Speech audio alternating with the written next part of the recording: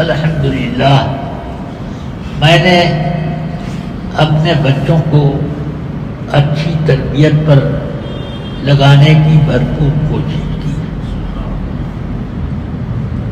اور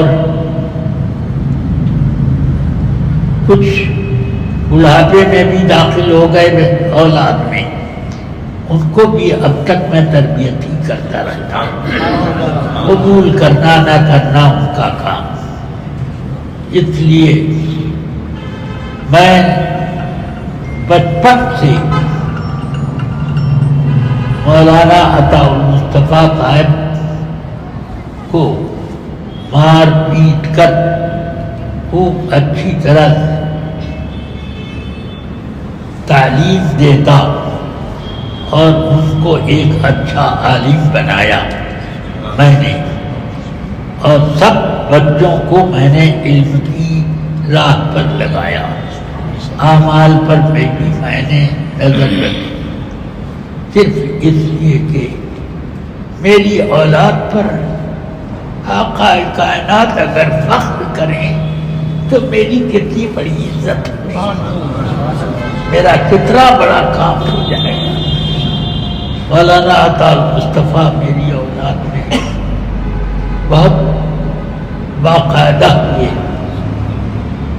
انہوں نے پڑھا لکھا، تعلیم حاصل کرنے کے بعد انہوں نے کہا کہ میں چاہتا ہوں کہ 1 مہینہ مجھے وقت دیں، میں کچھ اپنے رشتہ داروں وغیرہ سے پاکستان میں ملتا ہوں، اپنے خاندان کے لوگوں سے ان کے ساتھ کچھ وقت بھی گزار لوں۔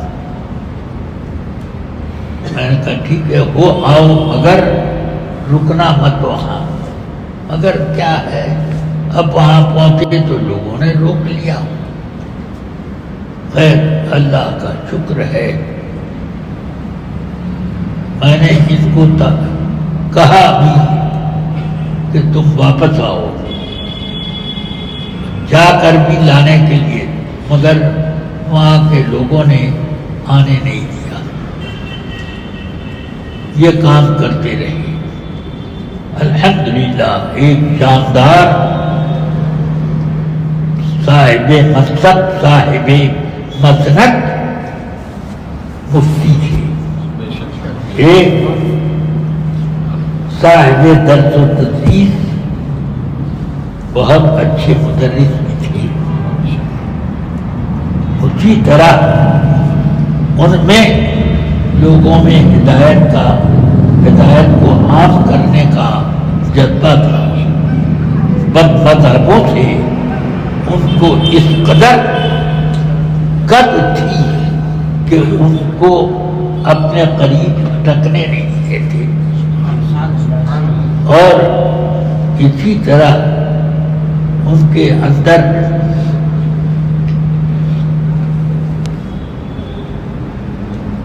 لوگوں میں اپنے کردار کے ذریعے سے بھی لوگوں میں اعمال صالحہ اور ایمان و عقیدے کی تربیت کا ایک ہنر تھا، وہ سب کرتے رہے۔ غیر تو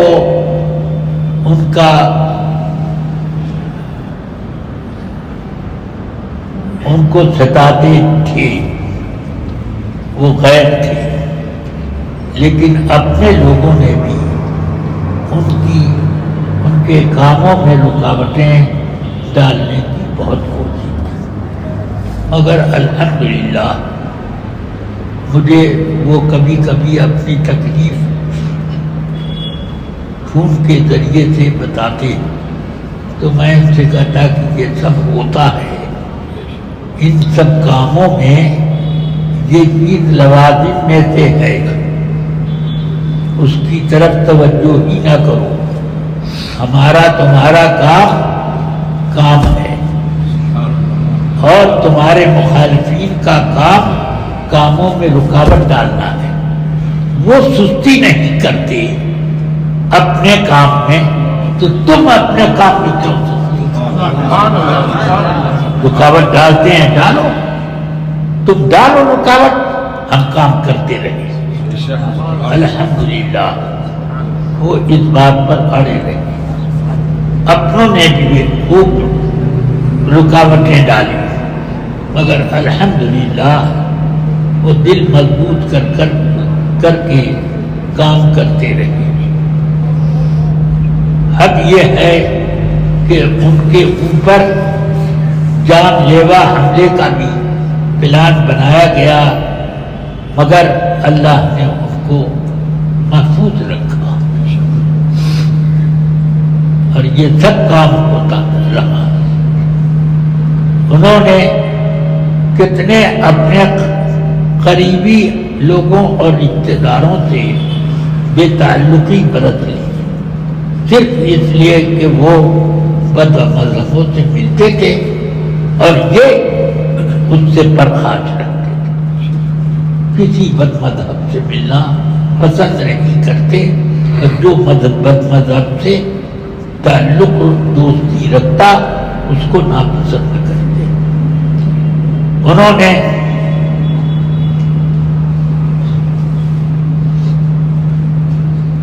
ایک ایسے مسئلے میں کہ جب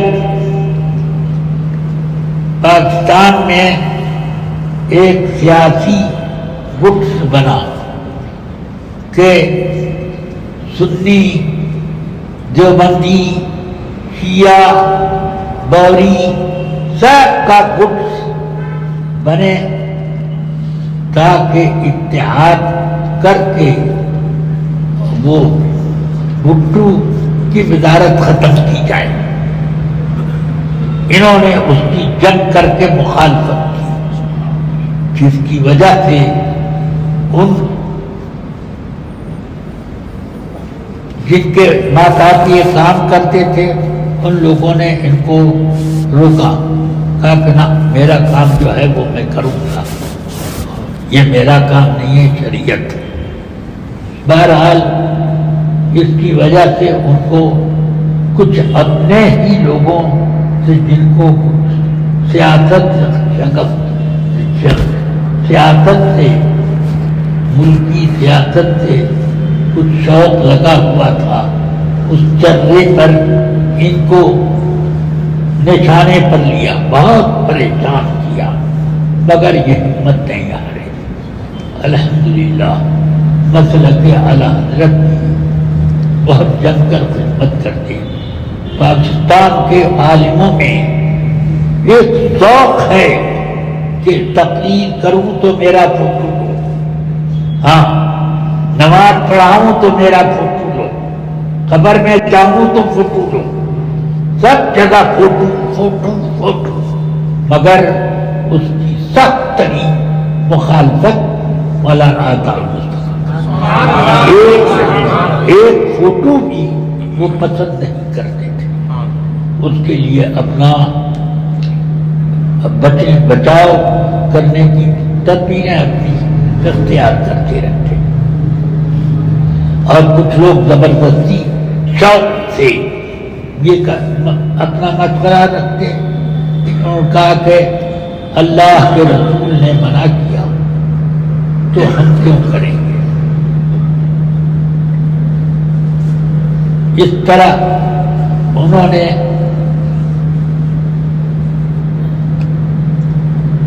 بہت سے لوگوں کو ناراض بھی کیا، مگر اس ناراضی سے ان کو کوئی صدمہ نہیں ہوا بلکہ خوشی ہوئی۔ چلو ایسے لوگ میرے قریب آنے سے تو بچنے لگے، ورنہ قریب رہیں تو نہ معلوم کب میرے اوپر ان کی تہذیب اور ان کا طور طریقہ مسلط ہونے لگے۔ تو یہ ان کا ایک ذوق تھا۔ الحمدللہ اب جامعہ دارالعلوم امجدیہ میں یہ مفتی تھے، سیاسیوں کے خلاف فتویٰ دیا، انتظام والوں نے ان کو روکنا چاہا، بہرحال ان کو دارالعلوم امجدیہ چھوڑنا پڑا۔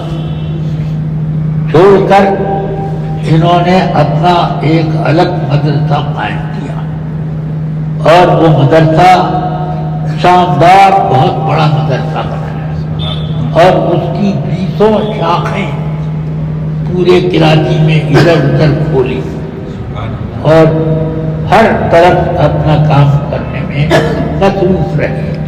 نہ کوئی اس کا چرچا، نہ کوئی اس کے لیے اپنی واہواہی کا شوق، کچھ نہیں۔ چند ان کے رفقائے کار تھے، اور ان کے شاگردوں میں کچھ لوگ ان کا ساتھ دیتے تھے، اور الحمدللہ انہوں نے کام کیا، اپنے بچوں کو اچھی تربیت دی، علم نافع سے مالا مال کیا، اور تصنیف و تالیف کا شوق رکھتے۔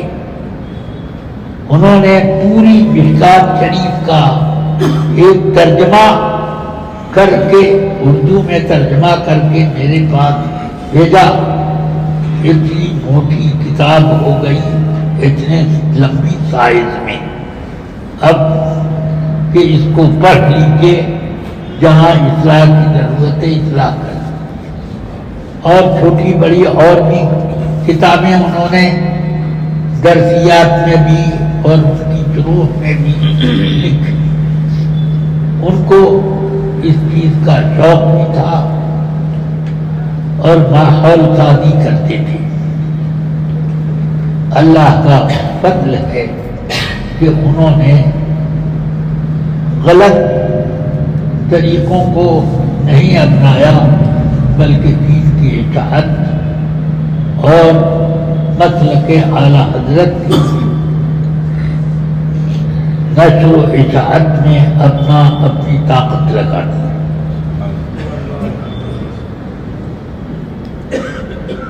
ایک ماحول ان کی وجہ سے تھا، چند لوگ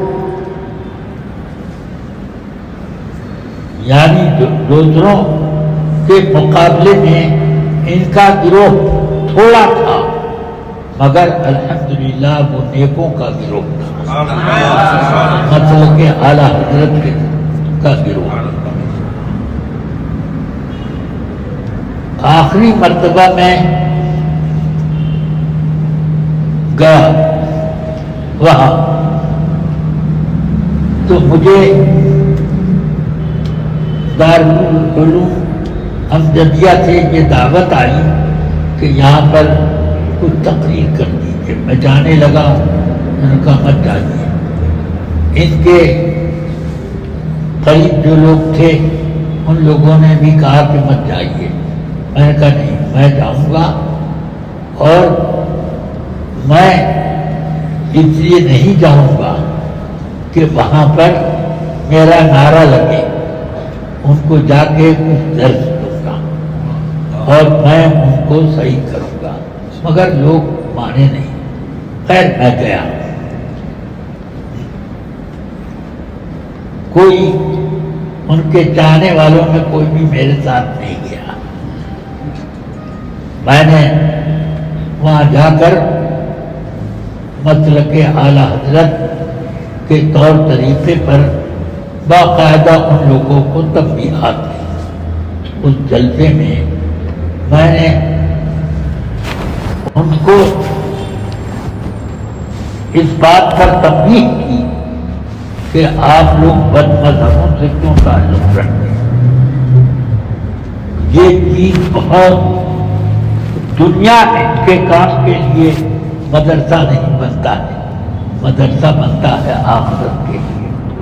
تو یہ مدرسہ میرے والد ماجد کے نام سے ہے، اور ان کے نام سے ہونے کے وجہ سے مجھے حق پہنچتا ہے کہ میں اس میں اگر کوئی وہ طریقہ کار استعمال کیا جائے جو میرے والد ماجد یا اعلیٰ حضرت کے طریقے کے خلاف ہو تو مجھے یہ گوارا نہیں ہے کہ ایسی جگہ میرے والد ماجد کا نام شامل کیا جائے. تو یا تو ادارے کا نام بدل دو یا بدلنا پسند نہیں ہے تو ان کے طریقے کو پسند کرو. یہ سب میں نے ان لوگوں کو تنبیہ کی. بہرحال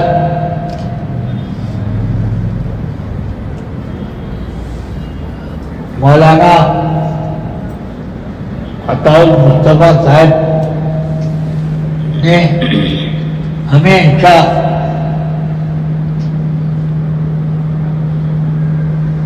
جب ضرورت پڑی وہ مجھ سے رجوع کرتے تھے اور میں بھی ان کی تنبیہات میں شریک ہوتا. خیر الحمدللہ انہوں نے پوری زندگی مسلک اعلیٰ حضرت کے لیے وقف کر دی، عملی طور پر بھی اور اشاعتی طور پر بھی. اللہ تعالیٰ ان کو بڑی رحمت فرمائے.